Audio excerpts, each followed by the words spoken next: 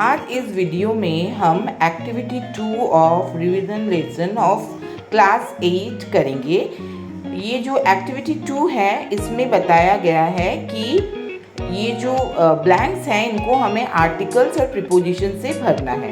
Fill in the blanks with suitable articles और preposition. ठीक है, तो आर्टिकल्स और प्रीपोजिशन मैं आशा करती हूँ कि आपको पता होगा, और यदि आपको इसमें कोई असुविधा है तो आप मुझे कमेंट में लिख के बताएं। मैं इसे डिटेल में अन्य वीडियो में आपको अच्छी तरह से समझा दूँगी। तो आर्टिकल्स जो हैं वो मैं आइए बताती हूँ कि आर्टिकल्स आपके रिवीजन के लिए बता दूँ कि आर्टिकल्स हैं ए, एन और द।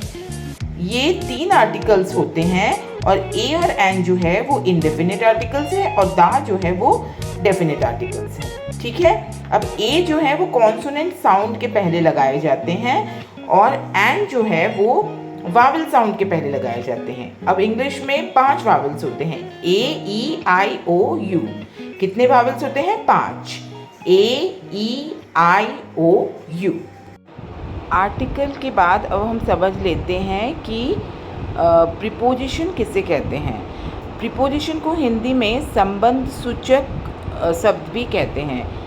प्रीपोजिशन एक ऐसा शब्द है जो किसी वाक्य में संज्ञा या सर्वनाम के बीच के संबंध को बताता है और वो वाक्य में उपस्थित संज्ञा या सर्वनाम का दूसरे शब्दों से संबंध बताता है। संबंध बोधक या संबंध सूचक जो शब्द होते हैं वो वाक्य में बहुत ही महत्वपूर्ण होते हैं। इसे सीख लेना बहुत ज़रूरी है। अगर आप इसे अच्छी तरह से सीखना चाहें तो कमेंट में लिखें। तो चलिए, अब हमने जब आर्टिकल और प्रीपोजिशन के बारे में जान लिया है तो अब हम इस जो है फिल इन द ब्लैंक्स को भर लेते हैं या एक्टिविटी को कर लेते हैं। तो पहला जो सेंटेंस है वो है वंस अ पुअर। यहाँ पर ये जो पुअर वर्ड है ये कॉन्सोनेंट से बना है और इसका साउंड भी कॉन्सोनेंट साउंड है, प। तो इसके आगे जो है हम ए बैठाएंगे, क्योंकि ए जो आर्टिकल है वो हमेशा कॉन्सोनेंट लेटर या कॉन्सोनेंट साउंड के पहले लिखा जाता है। Once a poor weaver live dash village. अब विलेज और पुअर ये दोनों संज्ञा है या नाउन है। अब इन दोनों के बीच में क्या संबंध है? तो ये जो पुअर वीवर है ये कहाँ रहता है? विलेज में रहता है। तो इसीलिए यहाँ पर प्रीपोजिशन बैठेगा इन। इन मतलब में, विलेज के अंदर, विलेज में रहता है। Once a poor weaver lived in a village. तो यहाँ पर हमने देखा कि आर्टिकल और प्रीपोजिशन ए और इन बैठा है। अब हम लोग सेकेंड जो है सेकेंड सेंटेंस देख लेंगे। He was well known as dash. वो बहुत अच्छी तरह से जाना जाता था एज आर्टिस्ट।